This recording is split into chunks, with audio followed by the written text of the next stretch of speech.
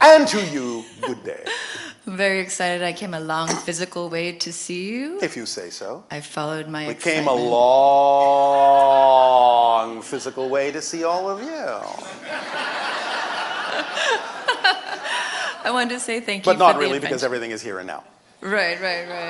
Well, thank you, and thank you for that adventure. Yes. I've always felt that there was maybe 4 or 5 personalities contributing to the personality who I am or appear to be. Oh, more than that. And in a recent channeling, I got that there would, and some people can have maybe more or not, but multiple personalities that are very similar but have slightly different situations. They can broadcasting be. From They can be. Oh yes, and broadcasting from the same channel. In a sense, or something similar that you may not necessarily recognize the difference. Yes, so is this a thing? Is that a thing? I have a friend who was traumatized as a child, and it said that I always thought that there was 3 or 4 personalities contributing to him, yes. But he actually has more like 9 because his little yes. self didn't really want to step The idea that it. you call on your planet based on what kind of experiences an individual may have may cause a fracturing between the continuity and communication of the different personalities that make up any particular single being. And that's what you typically in your world often refer to as multiple personality disorder or a few other different kinds of names. The idea that we're expressing here in allowing the channel to express some aspect of his own being that connects to us and allows for this communication to occur is simply multiple personality order.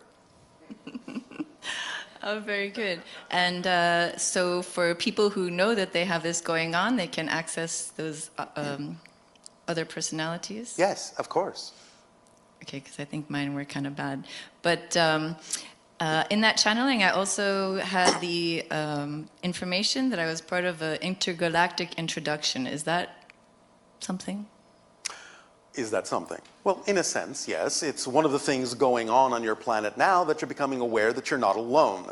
Therefore, many of you that chose to have this physical experience knew coming in that part of this physical life would contain an ability to open up to the recognition that there are many different beings within the galaxy and other dimensions that are here for you to begin to open up to, communicate with, such as you're doing with us. And that's part of a process of going from what you may call Homo sapien to Homo galacticus. I love that. So if I'm a part of the intergalactic introduction, how would myself or we be participating consciously in that? By following your passion to the best you're able with no insistence on a particular outcome. Because then you raise your frequency. And when you raise your frequency, you make yourself a more receptive antenna to higher dimensional communication, and you will have more inspiration and realization of the communication going on a multitude of different dimensional levels that you can tap into and participate in a variety of ways. That's how. The formula is everything. It is the beginning, the end. It is the basis of what we call the instruction manual. The instruction manual is that 3-part formula and all the tools in the kit, and then just choosing to remain in a positive state no matter what happens, so you can always extract the benefit from it. While from time to time we may engage in conversations with you that may take you into greater depths of understanding, more precise understanding of all of those elements in that particular instruction manual, but there are no more instructions. That's the complete instruction manual, and it is absolutely no different than if we were to hand you, literally, physically, an instruction manual that teaches you how to operate a piece of machinery on your planet. If you follow the instructions, the machine will operate as designed to your advantage. If you do not follow the instructions, the machine will operate to your disadvantage. So the idea is that the machine is always operating. It's up to you to simply understand that what we're giving you is literally a description of how reality works. Therefore, it's literally an instruction manual, and if you simply stick with the instructions, the machine will always work to your advantage instead of your disadvantage. It's that simple. Remember, There is not only positive synchronicity, there is negative synchronicity too. The synchronicity never stops, but it will only be capable of reinforcing whatever vibration you put into the mechanism. Following the instruction manual gives you the benefit of always using the machine to your advantage. That's why we have shared it with you. It's not a philosophy. It's not an opinion. It's an observation and a description of how existence actually works. Just follow the instructions. Ooh, fantastic. Well, thank you very much for that, and the adventure continues. Yes, it does, and it will never, ever, ever end.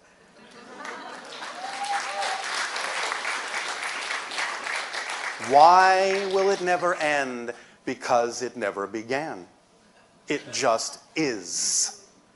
That's its nature. It just is. Good morning, Bashar. And a you good day. Thank you. I wanted to, first of all, thank you for being so patient with all of us. I am not patient at all. I have no need for patience because I'm never impatient. Because I am always absolutely enjoying everything that I choose to do. You are all quite delightful. Well, thank you for that. Well, I'll put it more this way. You are all quite lightful. Okay. I don't want to delight you. Okay.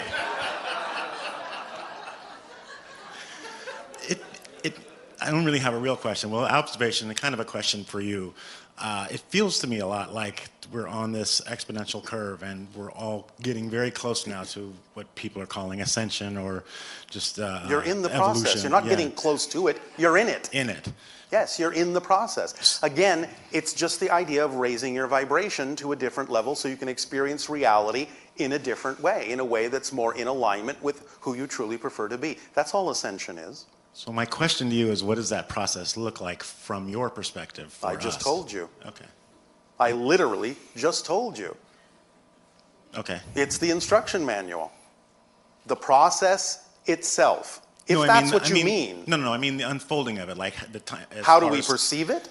And our perceiving in our timeline, how is it looking from your perspective? What's the manifestation? Yes, yeah, maybe that's the question. All right. Well, what you're experiencing more and more first, as part of this process, is the splitting of your world into a variety of parallel versions of Earth. That's going on right now, quite physically. Okay. And that's why you're seeing more and more and more dichotomy in your cultures and societies. As people vibrate to certain ideas, then they will wind up on certain plates or plateaus of reality that are different versions of Earth. And as they split apart, sometimes jaggedly, you will find that you will drift farther and farther and farther apart until one day, in the near future, you will only be able to experience whatever plateau you're on in terms of its effects, in terms of all the people that are there with you. And you will no longer be able to perceive, like you can perceive right now, differences, radical differences, and vibrational incompatibility with anyone else in that reality. Right now, because the splits are new, because it's just beginning to really crack and beginning to pull apart, you can still see different people choosing different realities as if you were looking through glass at their reality. And you literally are. Just because you can see people who might be choosing pathways that are wholly unlike what you would prefer to experience on your planet, doesn't mean you actually still reside on the same version of Earth that they do. I see. You are literally looking through a glass sheet, and even though you can still see them and the choices that they make that might be more negative than you would prefer, none of what they're choosing can actually reach you through the glass. But eventually, the glass will become more opaque, and you will only see the reality that you harmonize to. Eventually. We'll just stop perceiving the rest of the... You will stop perceiving them. They will no longer literally be in your version of Earth. Because you see, again, you never actually change the world you're on. You change yourself, and you shift to another version of Earth that already exists, that's already more reflective of the vibrational change you made within yourself. Just less and less negativity in it. Yes, if that's what you choose. Right. That's how it works. You're never on the same Earth from moment to moment, billions of times per second. This is one of the things you're learning, is that every moment is absolutely new. You are absolutely a new person on absolutely a new Earth, in absolutely a new universe, in absolutely a new multiverse, in absolutely a new expression of existence. It's just that you create this illusion of continuity to make it appear as if you're just making small changes on the same planet. That's never the case. Every change is a total change of everything, everywhere. You just trick yourself into believing that that's not the case. But you're getting over that. I see. Thank you. Does that make sense? Yeah. Thank you. Here is something important to understand. All these things that we talk about, such as the description we just gave of how reality is actually structured, it's not something you have to learn to do. You just are in the process of realizing that you have always been doing it. You're just looking at it differently, looking at it more consciously, and thus you can use what you've already been doing in a different way. But you don't have to learn, bless you, to do it. You already do it automatically. You're just becoming aware that you're already doing it, and that's what makes the difference. Make sense? Yes. All right. Hi, Bashar. And a you good day. Thank you for being here today. What is the highest potential for the human experience? The fourth density experience, which means you can experience the concept that you sometimes euphemistically refer to as heaven on earth. Everyone absolutely having what they need, when they need it, in absolute harmony with every aspect of your experience, being full-fledged expressions of creation in the way that is unique for you to express. It's how our civilization functions. We operate on what we call pure synchronism. Everyone is exactly where they need to be, when they need to be there, interacting with exactly who they need to interact with at exactly the right moment, getting exactly what they need in perfect exchange, in perfect harmony, in perfect timing. It's a choreography, it's an orchestration, it's automatic. That's all there is to it. It's like living in a dream, because you start to realize that physical reality is a dream, and that you can have manifestations that you would have in the past simply recognized as magical. But you see, as we have often said, miracles are not the exception. Miracles are the natural order of things. Not experiencing them is the exception. So you are giving up being the exception and going into the flow of creation in a more natural way, beginning to realize that surrender is not giving up control. Surrender is allowing the control you already have to express itself more freely.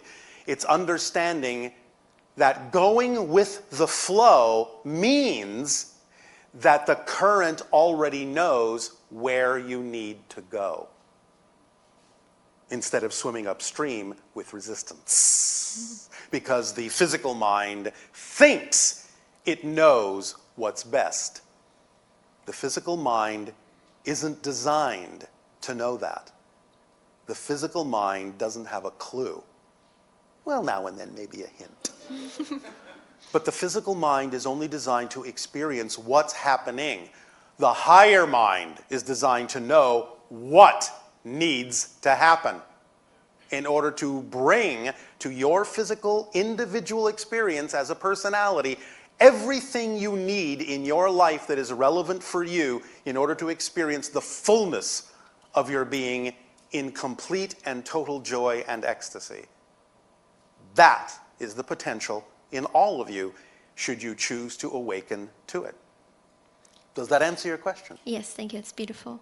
Anything else? Yes. I really like to study astrology. Go right ahead. And it gives me lots of permission slips to be who I am. And Yes, gives all me, right. makes me Then feel whatever good. you're attracted to will work for you for the duration of the time that you're attracted to it. I'm curious, astrology, it's when we look at our natal chart, it's our birth chart, a moment of time Yes. that we're born. Yes. Is there, from your perception of us in the room now, are you able to see and identify different energies in our being? Yes. And is that constantly changing, or is there something that's Constantly fixed within changing. us? There are some things that in a sense seem to be the same, but you are constantly recreating it to appear that way. So continuity is also an illusion. But it's an illusion that can serve you to create what you perceive to be stability in your reality. Nevertheless, it's constantly changing. Nothing is static. Remember that that's the fifth law. Everything changes except the laws. Mm-hmm. Nothing ever stops. It's dynamically, constantly changing. But there are patterns to it, in a sense.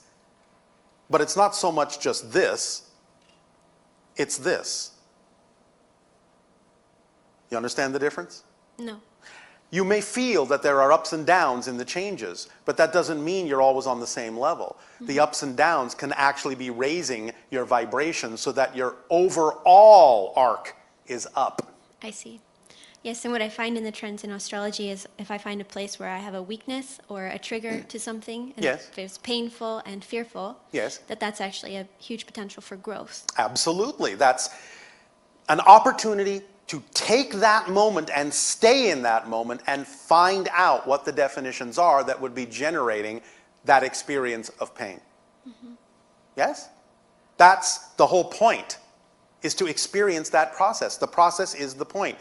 As you have heard on your planet, the journey is the destination. You have nowhere more important to be than dealing with what's happening right now, ever. You have nowhere more important to be. So can I take it as a map? In a sense, you can, as long as you understand it's a reflection, not something that controls anybody. Mm-hmm. It's a reflection of decisions and choices that have been made from different levels of consciousness, and therefore, yes, you can kind of read it as a map, but you will also have to rely on your own intuition to allow parts of it to stand out in ways that might be a little bit different than what you may have originally learned to do with it. Because as you change, the way in which you use that permission slip will also change. Mm-hmm. Yes? Yes. Does that help? Yes. Is that sufficient? Yes. Why, thank you. I have one more question, if that's okay. I thought you said that was sufficient. A different topic. All right. I have a question about past lives. Are past lives more of a fable than true? Everything exists now. There is no such thing as the past. Yes. There is no such thing as the future. Everything exists simultaneously. So you can create an experience called a past life, a reincarnational experience where it seems you have a life and you die and go into spirit, choose another life and you die and you go into spirit, choose another life and you die and go into spirit. You can create that linear experience and call it reincarnation. But you're only describing an experience. You're not describing the actual mechanism that causes the experience. The actual mechanism is that everything exists at once, and therefore what you're doing is you are making energetic links and connections to those other simultaneously existing incarnational lives of those people. You're connecting to them in a way that you draw information and experience and knowledge from them to help inform this particular experience, just as they may be making connections to you to draw from your experience to help them in their lives. But all those people exist now. You, as a person, have never been them. They, as a person, will never be you as a person. Now, if you want to come from a higher level, let's say the oversoul level, and you want to say me referring to you on that level, then you can say, all right, the oversoul has an extension that you call this life in this time and place, and has a simultaneous extension that you call this life in that time and place. And so the oversoul can say, yes, both of those are my lives. But that's because they still happen simultaneously, even from the oversoul perspective. But when you say, was that my life as a person, the answer is no, it wasn't. And that dynamically changes. As you change again, you make different connections. You unplug from some and plug into new ones to get the information you need for the new person that you are. Therefore, that's a constantly changing dynamic thing. It's never really static. Even though you might say, well, that has been my quote-unquote past life, as long as I can remember, you are still recreating that sense of continuity for a reason, for a purpose. But it's always dynamically changing as you change too. Is this making some sense? So the oversoul, like, could it be even people within my own life that I'm interacting with now? Could be. Sometimes it is. The idea, however, is to remember this. The description of the experience is just a description of a perspective of a structure. The description of the structure can be very different. This is why it's so important to modernize and streamline your definitions, because many of the definitions that many of you are operating on are outdated, outmoded, old-fashioned, medieval. And it gives you a false understanding of the mechanism that is actually at hand. For example, what we said before about the idea of telepathy. Many people on your planet still think it's about reading someone else's mind. It's not. That can be an experience, that can seem like that's the mechanism, but the real mechanism is what we described. You simply operate on a wavelength so similar to someone else that you have the same thoughts at the same time that that wavelength commonly generates. Therefore, it's like two tuning forks vibrating in harmony, but this tuning fork isn't reading this tuning fork's mind. It's simply picking up on a vibration and deciding to match the frequency and then experiencing whatever thoughts come with that frequency simultaneously with the thoughts happening in the original tuning fork. That's a description of the actual mechanism involved, but most people on your planet just describe the experience. Oh, I'm reading your mind. And they think that that's an accurate description of the mechanism when it's not. That's again why so many of your scientists and researchers who attempt to research these kinds of phenomenology don't understand how to set up the experiment, because they don't understand what's actually happening. They are only going off the folklore, off the mythology, off descriptions of experiences, but there is no understanding in those descriptions of the actual mechanism involved. That's why you have to go deeper and understand how things work, understand the structure of existence. Then everything becomes clear. Oh, that's why that happens. Now, if we want to design an experiment, we know how to do so, because we understand the mechanism. And lastly, I often have an experience that I have a sensation that I've been my partner's mother in 3 different situations. It's the same thing we just said. You're making a connection to another being that has that relationship, to another being that your friend is making a connection to, so that you can have that experience, because that reflection can help you in this life by using that symbol. But that doesn't mean you actually were. You actually were that mother. Do you understand? So what's the benefit of having those experiences? I just told you. The benefit is that you're getting something from the reflection in terms of the dynamic you need in this life to explore the themes that you chose to explore with each other. In other words, tapping into that is helping you explore the themes that you're choosing to experience here. It's similar enough to what you need. That's why you tap into it. Okay. Does that make sense? Yes. Are you sure? Yes. All right. Thank you. Thank you.